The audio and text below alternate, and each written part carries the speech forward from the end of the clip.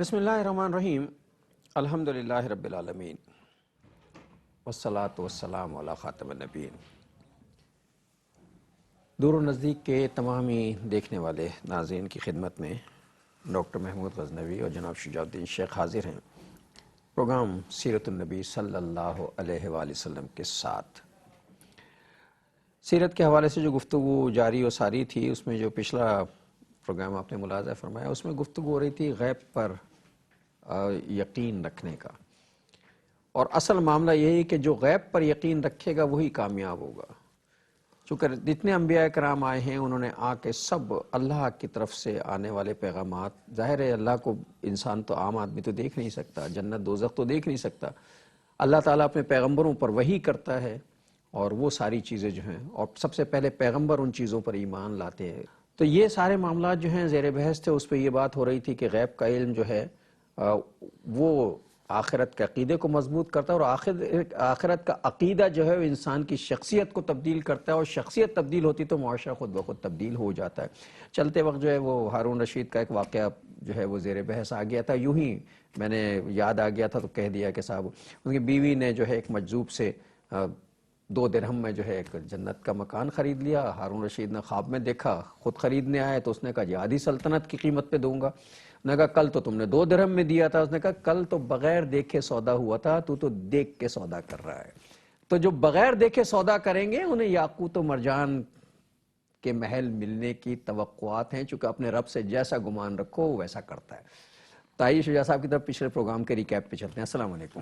وعلیکم السلام ورحمۃ اللہ وبرکاتہ۔ کیسے مزاج جی؟ الحمدللہ رب العالمین، آپ خیریت سے ہیں؟ الحمدللہ الحمدللہ، اللہ کا شکر ہے۔ جزاک اللہ خیراً۔ نحمدہ ونصلی علی رسولہ الکریم، اللہم صلی علی محمد وعلی آل محمد وبارک وسلم۔ ڈاکٹر صاحب گزشتہ پروگرام میں ابتدا میں تو ماہ رجب، شعبان و ماہ رمضان کے تعلق سے ایک دعا کا ذکر ہوا تھا، اور اس پر ہم نے کلام بھی کیا۔ اللہ تعالیٰ ہم سب کو ماہ رمضان تک پہنچا دے۔ آمین۔ پھر نبی مکرم صلی اللہ علیہ وآلہ وسلم کی دعوت کے حوالے سے کچھ کلام بھی ہم نے کیا، اور اس سے قبل اور اس کے ساتھ ساتھ ہم نے انقلاب کے مفہوم کو سمجھا، اور جزوی انقلاب کیا ہوتا ہے اس کو جانا، اور جامع ترین انقلاب، موسٹ کمپریہنسو ریولوشن جو ہے وہ نبی اکرم صلی اللہ علیہ وسلم کا برپا کردہ انقلاب ہے۔ پھر یہ بات بھی آئی کہ تبدیلی پہلے ذہن اور فکر کی ہوتی ہے، اور پھر وہ ٹرانسلیٹ ہوتی ہے عمل میں، اس کا امپیکٹ عمل میں آتا ہے۔ یہ گفتگو بھی آئی کہ تمام انبیاء اور رسول نے ایک اللہ رب العالمین کی عبادت کا تقاضا کیا، ایک اللہ کی بندگی کا ہم سے تقاضا کیا۔ ہاں، لفظ عبد پر بھی ہم نے کلام کیا تھا، اور بہت تفصیلی کلام ہوا۔ اور نبی اکرم علیہ السلام کا عبد ہونا، اس پر بھی ہم نے کچھ کلام کیا تھا، اور ہم عبد کامل حضور ہیں صلی اللہ علیہ وسلم، تو ہمیں اللہ تعالیٰ نے اپنی عبادت کے لیے پیدا کیا، اور اس عبادت کے لیے نمونہ رسول اکرم صلی اللہ علیہ وسلم کی زندگی ہے۔ پھر یہ بات بھی آئی کہ انبیاء اور رسول کی دعوت کے اہم ترین نکات میں توحید کی دعوت بھی شامل ہے، اور انبیاء علیہ السلام کی دعوت کے نکات میں آخرت کے عقیدے کی دعوت بھی شامل ہے، اور ہمارے عمل پر ہمارا جو عقیدہ یا ایمان سب سے زیادہ امپیکٹ ڈالتا ہے، اثر انداز ہوتا ہے، وہ آخرت کا یقین اور ایمان ہے۔ پھر ہم نے یہ جانا کہ علم ہونا ایک شے ہے، یقین ہونا دوسری شے ہے، بے شک معلوم ہونا ایک شے ہے، یقین رکھنا دوسری شے ہے۔ تو اللہ تعالیٰ ہم سے ایمان کی جو تفصیلات ہیں، یہ تقاضے ہیں، ان کے فقط جاننے کا تقاضا نہیں کرتا بلکہ ان کے ماننے کا تقاضا کرتا ہے۔ اور سورۃ البقرہ کی ابتدائی آیات کا بھی ذکر ہوا، الذین یؤمنون بالغیب، غیب پر ایمان رکھتے ہیں، غیب کا ذکر بھی آیا، اور بن دیکھے ماننا ہی اس میں فائدہ ہے۔ دیکھ کر تو ہر کوئی مانے گا، جیسے کہ آپ نے بھی ایک حکایت پیش کی، اور ہم نے بھی پچھلے پروگرام میں فرعون کا ذکر کیا تھا، جب غرق ہو رہا تو ایمان لا رہے ہیں، میں موسیٰ کے رب پہ ایمان لے آیا تھا، اب تو پردے ہٹا دیے گئے، اب ماننے کا کوئی فائدہ نہیں۔ البتہ البقرہ کی آیات میں یہ ذکر بھی آیا، بالکل شروع کی آیات ہیں، وَبِالْآخِرَةِ هُمْ يُوقِنُونَ، اور آخرت پر وہ یقین رکھتے ہیں۔ تو علم ہونا الگ شے ہے، یقین ہونا دوسری شے ہے۔ آج جو ہم اپنے مسلم معاشروں میں دیکھتے ہیں، یہ بھی ہم نے ذکر کیا کہ دین کی جو بنیادی تعلیمات ہیں، 50 سے 70% لوگوں کو تو بنیادی باتیں معلوم ہیں مگر عمل میں دکھائی کیوں نہیں دے رہی؟ یقین کا مسئلہ ہے۔ تو اللہ کے رسول مکرم صلی اللہ علیہ وسلم نے دعوت آخرت کے اعتبار سے بھی بار بار دی ہے، اور ہم نے ذکر کیا کہ 2/3 قرآن حکیم مکی صورتوں پر مشتمل ہے، اور اکثر حصہ مکی صورتوں کا فکر آخرت کے بیان پر مشتمل ہے۔ یہ کچھ نکات تھے جو پچھلی مرتبہ ہماری گفتگو میں آئے تھے۔ اچھا، یہ تو ہم سب کو یقین ہے نا کہ بالآخر ہم مر جائیں گے، یہ اس کافر کو بھی یقین ہے بلکہ اس کو بھی یقین ہے جو اس دنیا کو ملحد ہے اور وہ خدا کے کو مانتا ہی نہیں معاذ اللہ، یہ کہتا ہے کہ ساری دنیا جو ہے وہ مادے سے خود بخود پیدا ہوئی، ایک مادے سے دوسرے میں تبدیل ہو جائے گی، اور یہ ساری مادے، مرتا تو وہ بھی ہے، مرنا اسے بھی ہے، اور مرتا وہ بھی ہے جو یہ سمجھتا ہے کہ یہاں سے مرے گا اور سیدھا آخرت میں پہنچے گا۔ دونوں مرتے ہیں، لیکن دونوں کے مرنے میں ایک فرق ہوتا ہے کہ وہ یہ کہہ کے مر جاتا ہے کہ دنیا میں کچھ بھی نہیں ہے، اب اس کے بعد کیا ہوتا ہوگا تو اللہ جانتا ہے، اور ایک وہ ہے جو یہ کہتا ہے کہ اس کے بعد آخرت میں جانا ہے، اس نے کہ اس کا یقین اس بات پہ کامل ہے کہ اس کے رب نے یہ کہا ہے کہ تمہیں میرے طرف رجوع کرنا ہے۔ تو اللہ تعالی ہمیں رجوع ہونے والا بنائے، پیش ہونے والا بنائے، آخرت پہ ایمان، اگر آخرت پہ ہمارا ایمان مضبوط، آپ یقین جانیں کہ یہ جو انقلاب کے لیے ہم صدیوں سے کوششیں کر رہے ہیں نا، اگر ہمارا عقیدہ مستحکم ہو جائے آخرت پر تو یہ گھنٹوں میں آ جائے گا انقلاب، اسے دن بھی نہیں لگیں گے آتے۔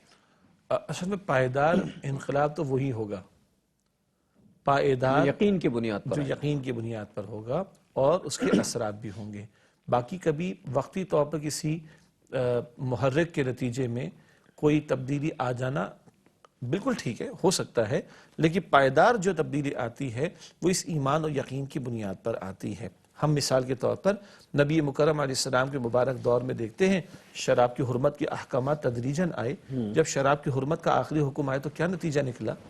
جام ہاتھ میں توڑ دیا، سرائی میں شراب تو پھینک دی، کہیں اسٹور ہے تو پھینک دی، بہا دی، کیونکہ رب کا آخری حکم آگے فہل انتم منتہون، باز آتے ہو کہ نہیں؟ تو یہ شراب کی حرمت کا آخری حکم جب آیا، اس کے بعد کی کیفیت کا معاملہ ہے۔ اللہ کی محبت، آخرت کا یقین دل میں ہے، اب جو حکم آ رہا ہے عمل درآمد ہو، اب کہا جا رہا ہے چھوڑ دو، بالکل چھوڑ دو، قطعاً کوئی گنجائش نہیں ہے، تو چھوڑ دی۔ تو یہ ہے وہ امپیکٹ جو اس یقین کے نتیجے میں سامنے آتا ہے۔ آج جو ہم خواہش رکھتے ہیں نا واقعتاً تبدیلی کی، نظام واقعتاً تبدیل ہو جائے، معاشرہ واقعتاً تبدیل ہو جائے، بھئی امت پر قیاس، اپنی امت پر قیاس اقوام مغرب سے نہ کر، خاص ہے ترکیب میں قوم رسول ہاشمی صلی اللہ علیہ وسلم۔ ہم ماننے والے ہیں نا، ہمارا معاملہ الگ ہے۔ نہ ماننے والا فرعون، اس کو بھی اقتدار ملا تھا، قارون کو بھی دولت ملی تھی، یہ بات ہم پہلے کر چکے ہیں۔ ہمارے لیے معاملہ مختلف ہے۔ وہ جو حدیث مبارک میں آتا ہے ان اللہ یرفع بہذا الکتاب اقواما ویدع بہ آخرین، بے شک اللہ تعالیٰ اس قرآن کریم کی بدولت قوموں کو عروج عطا فرمائے گا، اور اس کو ترک کر دینے کی وجہ سے قوموں کو ذلت اور رسوائی میں مبتلا کر دے گا۔ وہ زمانے میں معزز سے مسلمان ہو کر اور تم خوار ہوئے تاریخ قرآن ہو کر۔ آج امت اپنی بگڑی کو سنوارنا چاہتی ہے، تو وہ جو اقبال نے شکوہ لکھا، پہ جواب شکوہ لکھا، اور آخر میں کیا کلوز کیا کہ محمد سے وفا تو نے تو ہم تیرے ہیں، صلی اللہ علیہ وآلہ وسلم، کہ محمد سے وفا تو نے تو ہم تیرے ہیں، یہ جہاں چیز ہے کیا لوح قلم تیرے ہیں۔ تو ہماری اگر کوئی خواہش ہے واقعتاً تبدیلی کی، تو جب تک اندر نہیں بدلے گا میرے ایمان کی کیفیت بہتر نہیں ہوگی، میرے ظاہر پر اس کا امپیکٹ نہیں آئے گا، اس پر توجہ کرنے کی ضرورت ہے۔ انقلاب، اسلامی انقلاب جو ہے اس کے کا مفہوم اور مقصود جو ہے وہ بنیادی طور پہ ہمارا مطمع نظر ہے گفتگو کرنے کا۔ اسلامی انقلاب کا مفہوم، مقصد اور طریقہ کار جو ہے وہ عام انقلابات سے بہت مختلف ہے۔ عام انقلاب جو ہیں تلوار کی بنیاد پر آتے ہیں، شہر کے شہر تاراج کر دیے جاتے ہیں، غلام بنا لیا جاتا ہے اور لوگوں کی جائیدادوں پہ قبضے کر لیا جاتا ہے۔ اسلام کے انقلاب میں ایسا کوئی کانسیپٹ نہیں ہے، اور اسلام کا جب مکمل انقلاب آیا ہے اور جب رسول اللہ صلی اللہ علیہ وسلم مکہ میں داخل ہوئے فتح مکہ کے موقع پر، یہ اس سے بڑا دنیا میں کوئی انقلاب، اور کم از کم جزیرۃ العرب میں تو تصور نہیں تھا ایسے اس کسی انقلاب کا، جس قدر جری وہ لوگ تھے اور جتنے ضدی وہ لوگ تھے۔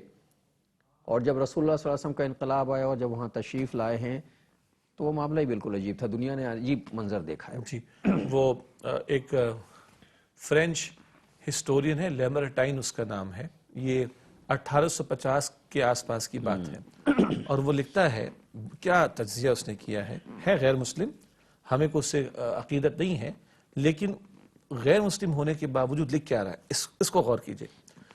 تو لیمرٹائن لکھتا ہے کہ مقاصد کی عظمت، وسائل کی کمی اور نتائج کا حیرت انگیز ہونا، تین باتیں ہیں۔ مقاصد کی عظمت، وسائل کی کمی اور نتائج کا حیرت انگیز ہونا، اگر یہ تین معیارات ہوں تو بتاؤ کون معیارات ہوں کسی کی کامیابی کو پرکھنے کے، تو بتاؤ کوئی ہے تاریخ میں جو محمد صلی اللہ علیہ وآلہ وسلم کے قریب قریب بھی دکھائی دیتا ہو؟ ممکن نہیں. تو تاریخ انسانی کا عجیب ترین، عظیم ترین، ہمہ گیر ترین انقلاب ہے جو اللہ کے پیغمبر صلی اللہ علیہ وسلم کے ہاتھوں برپا ہوا، جس کی طرف ہم نے پچھلے ایپیسوڈ میں بھی اشارہ کیا کہ ظاہر ہو، باطن ہو، عبادات ہو، رسومات ہو، رویے ہو، اخلاق ہو، کردار ہو، لین دین ہو، گھر ہو، معاشرہ ہو، سیاست ہو، عدالت ہو، ریاست ہو، جنگیں ہوں، سب کچھ بدل گیا. یہ بتاؤ کیا نہیں بدلا؟ اس انقلاب کی کوئی اگزامپل پوری تاریخ میں نہ پیش کی جا سکتی ہے، نہ آئندہ کبھی ممکن ہے کہ اس نوعیت کا انقلاب برپا ہو. یہ جزو نہیں، ایسا کلی انقلاب تھا ہے تو اب ظاہر ہے آج کل تو نہیں ہے، تھا کہ جس کا ہر پہلو رحمت ہے، ہر پہلو رحمت ہے. یعنی جن شعبوں کا جو ہے شجاع صاحب نے تذکرہ کیا وہ سارے کے سارے رحمت بنے ہیں. ورنہ دنیا میں آپ نے دیکھا جو انقلاب آتے ہیں تو اس کے بعد کیا ہوتا ہے، اس کا تذکرہ ہم پہلے کر چکے ہیں. زمین تاراج ہوتی ہیں، عزتیں پامال ہوتی ہیں، فصلیں جلائی جاتی ہیں. اور جو رسول اللہ کا انقلاب ہے وہاں حکم دے کے بھیجا جاتا ہے کہ درختوں کو نہ کاٹا جائے، جو اپنے گھر میں چھپ جائے اسے معاف کر دیا جائے، عورتوں پہ ہاتھ نہ اٹھایا جائے، بچوں کو. حد یہ ہے کہ اگر کوئی غیر مسلم اپنے محبت خانے یعنی عبادت خانے میں عبادت بھی کر رہا ہو تو اسے کچھ نہ کہا جائے. ہے کوئی ایسی مثال دنیا میں انقلاب کی؟ جی، دنیا میں جو انقلاب آتے ہیں تو وہ تو مار دھاڑ کے بغیر اور پہلے ڈھونڈ ڈھونڈ کے مارتے ہیں. ہاں ایک بات کلیئر ہے کہ اللہ کے پیغمبر علیہ السلام کی حیات طیبہ میں بھی قتال کا مرحلہ تو آیا ہے، لیکن وہ مقصد کے عین مطابق ہے. وہاں مقصد نہ مال غنیمت نہ کشور کشائی کی بات ہے، نہ وہاں کوئی مقصد محض باطل کو مغلوب اور حق کو غالب کرنا ضروری ہے جو قرآن کریم کہتے ہیں. حکم یہی. ایک وقفہ لیتے ہیں. جی بالکل. ایک وقفہ لیں پھر اس پہ بات کریں گے، چونکہ ایک ایسا موضوع ٹچی سا چھیڑ دیا ہے شجاع صاحب نے کہ ہو سکتا ہے لوگوں کے ذہن میں طرح طرح کے خیالات آ رہے ہوں. ایک وقفہ لے کے آتے ہیں. السلام علیکم ورحمۃ اللہ وبرکاتہ. ویلکم بیک ناظرین. وقفے کے بعد پروگرام سیرت النبی صلی اللہ علیہ وآلہ وسلم میں آپ کا خیر مقدم ہے. اس انقلاب میں سیاسی تنظیم، مسلح اور غیر مسلح جد و جہد شامل ہوتی ہے، اور اس کا بنیادی مقصد جو ہے وہ مال غنیمت اور کشور کو شائی نہیں ہوتا، بلکہ باطل کو مغلوب کر کے حق کو غالب کرنا ہوتا ہے تاکہ ہر طرف امن و امان ہو.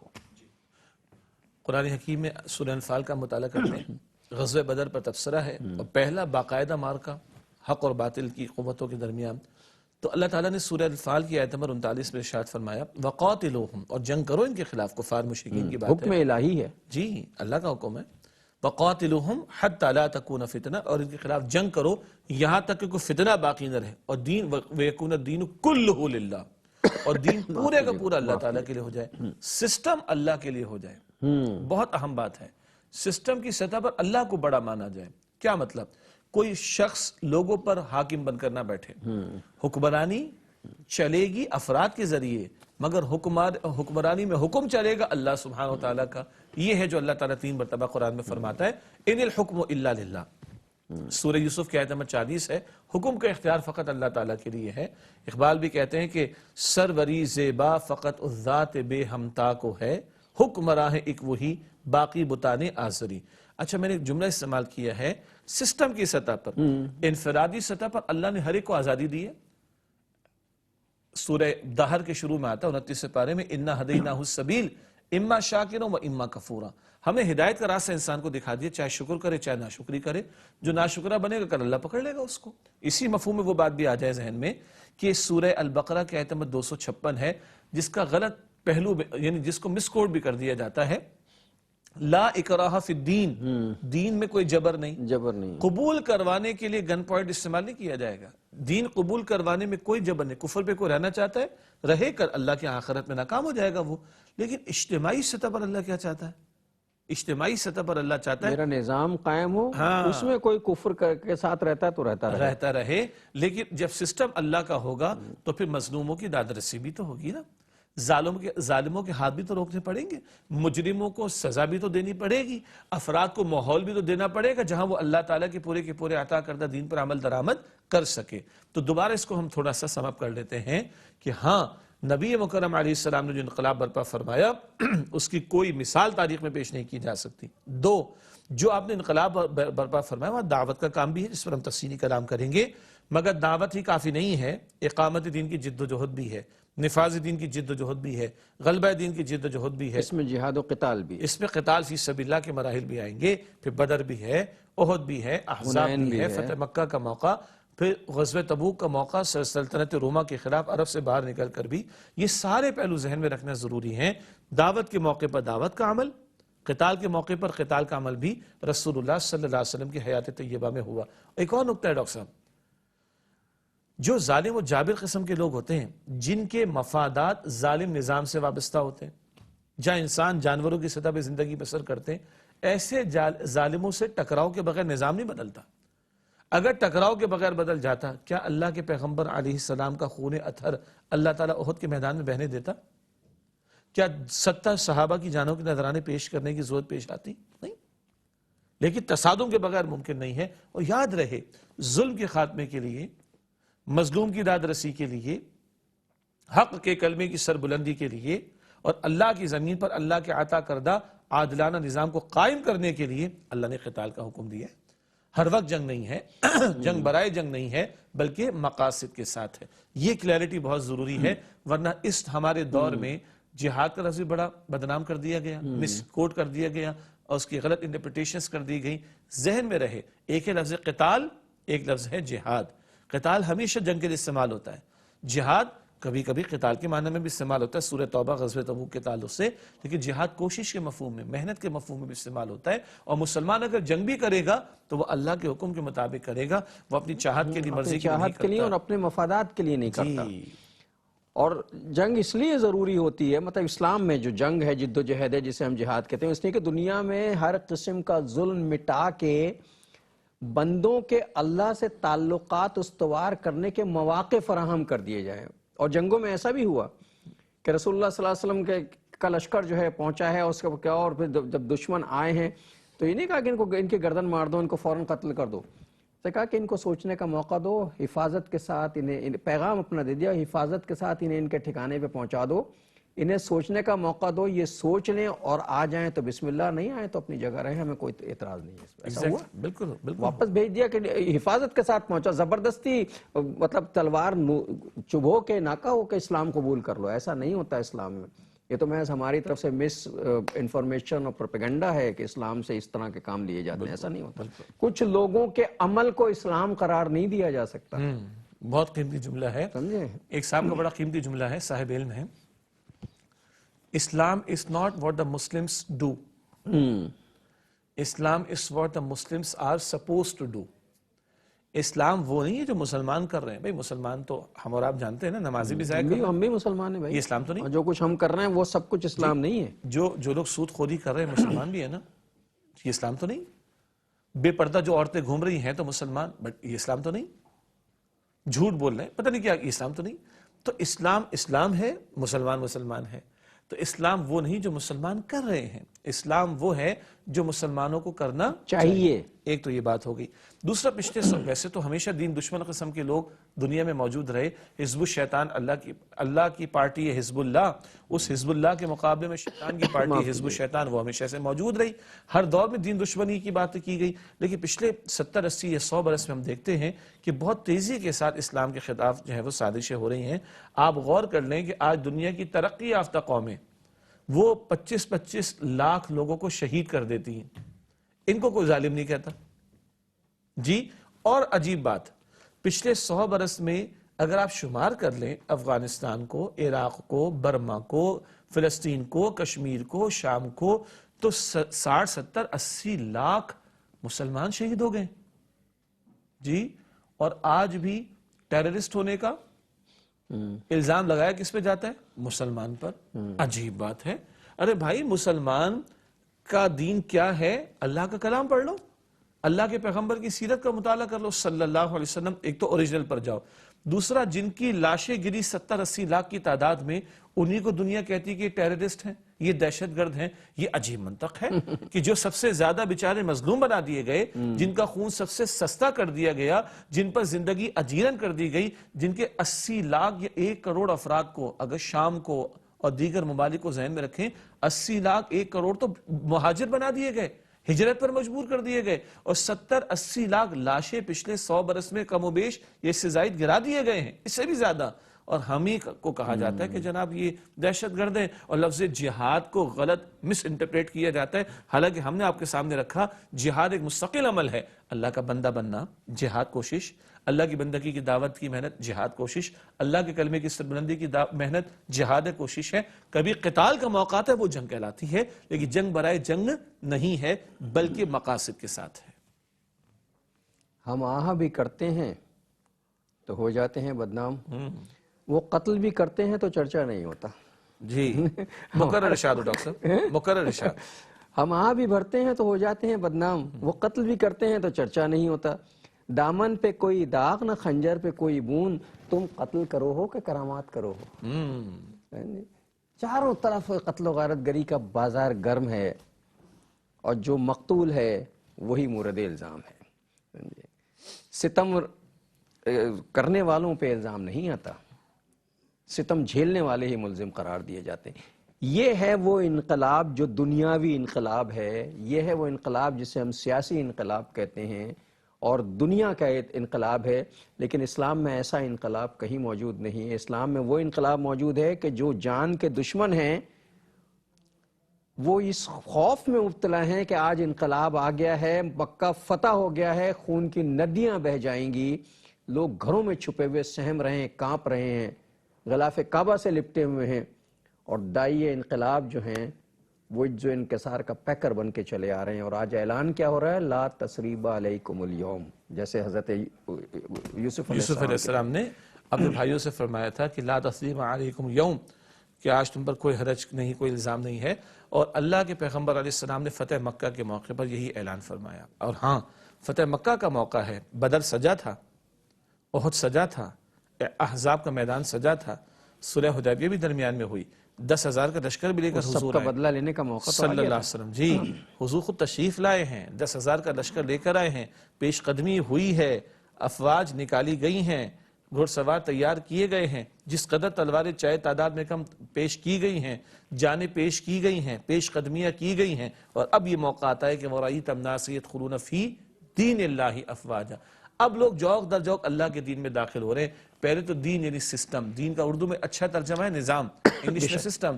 پہلے دین چل رہا تھا مشرکین کے سردار کا، اب دین کس کا چلے گا؟ اللہ سبحانہ وتعالیٰ کا۔ اب دین غالب ہو رہا ہے، یہ آج ہم بھول گئے ہیں۔ یہ دین غلبہ چاہتا ہے۔ یہ جو آج ہم مسلمانوں کا حال ہے نا کہ ہمارے فیصلے بھی کافروں کے قوانین کے مطابق، یہ شریعت کے خلاف جو تعلیمات ہیں ان کے مطابق ہو رہے ہیں۔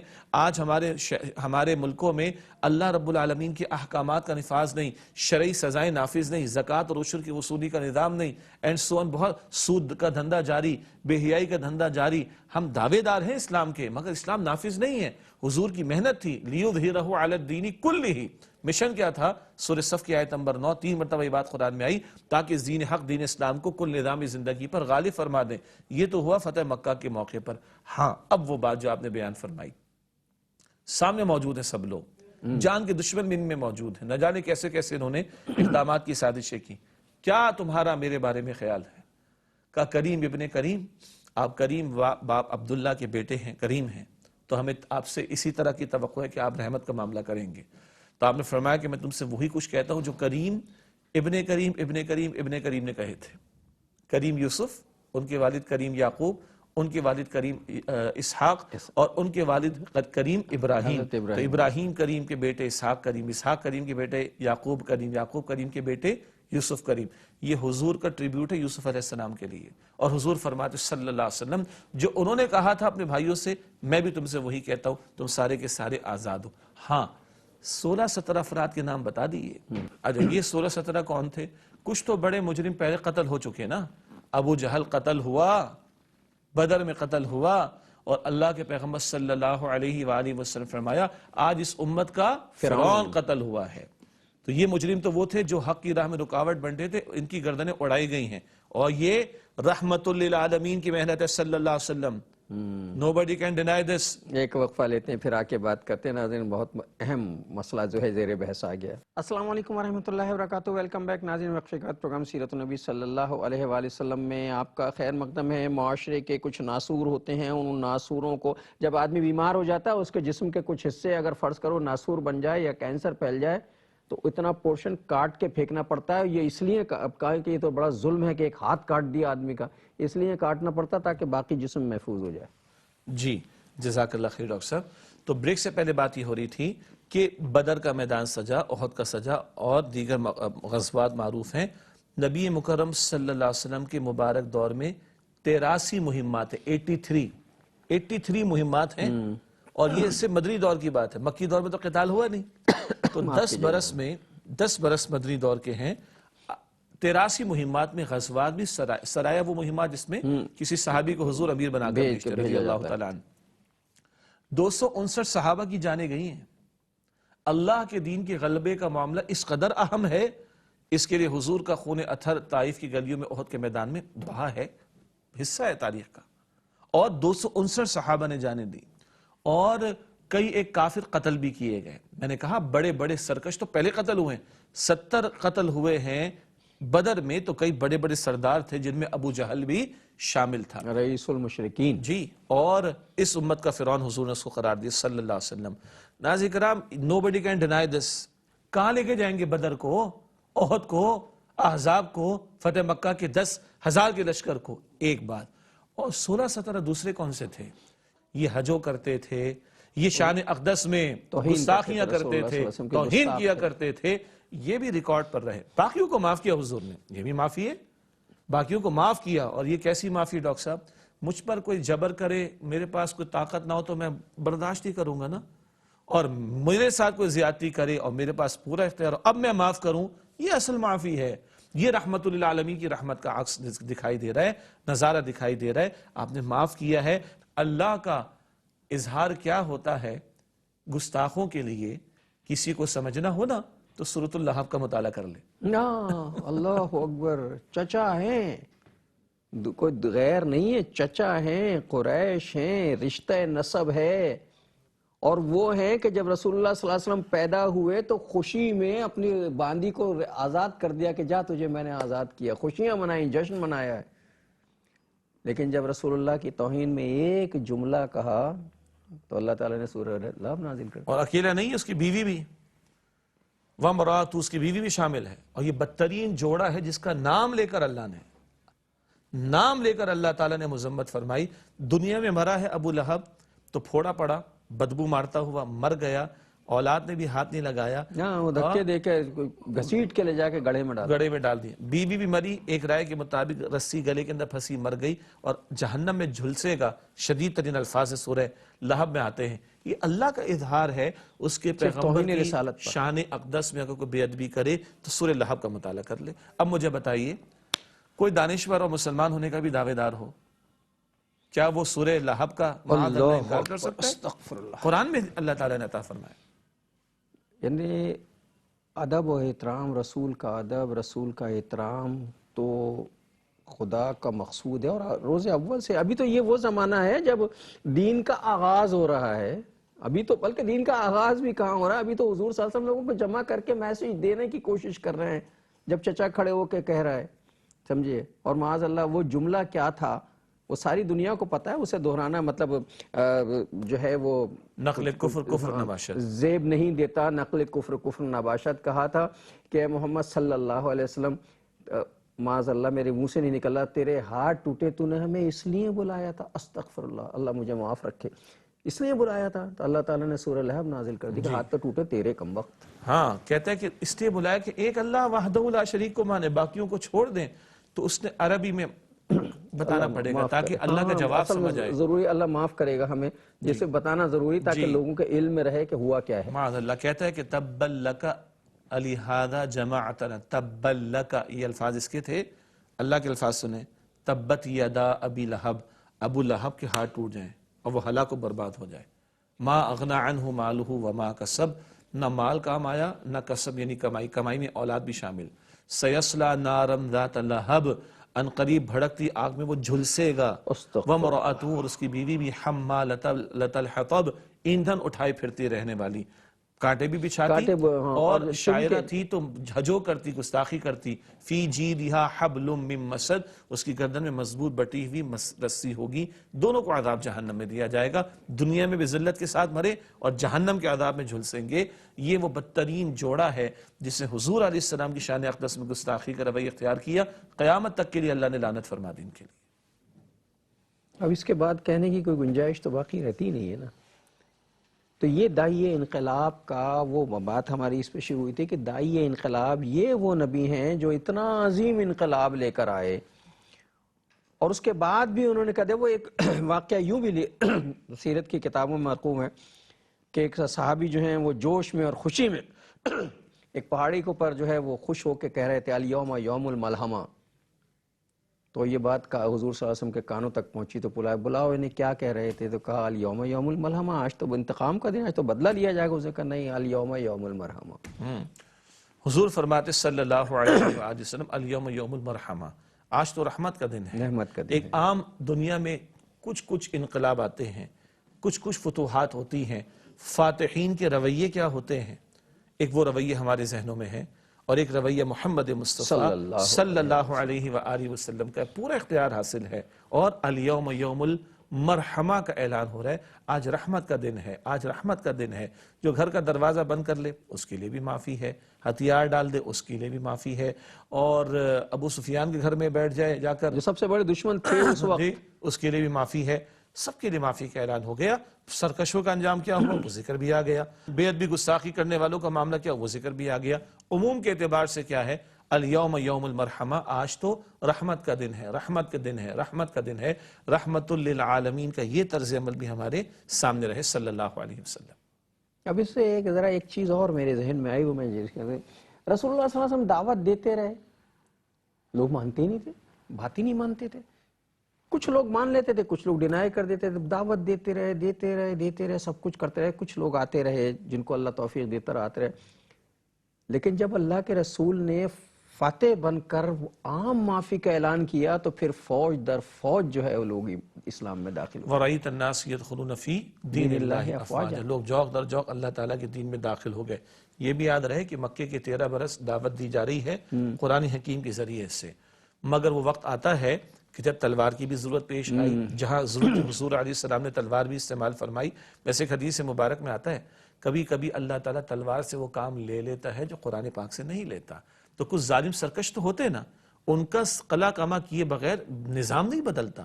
اس کے لیے تلوار بھی اٹھی ہے، مگر جہاں ضرورت پیش آئی اس کو اٹھایا گیا ہے. اور معافی کے رویے بھی ہمارے سامنے، تاکہ یدخلون فی دین اللہ افواجا، اب فوج در فوج لوگ اللہ کے دین میں داخل ہوئے. یہی وجہ ہے یہ 8 ہجری فتح مکہ، 9 ہجری کے سال کو کہتے ہیں عام الوفود.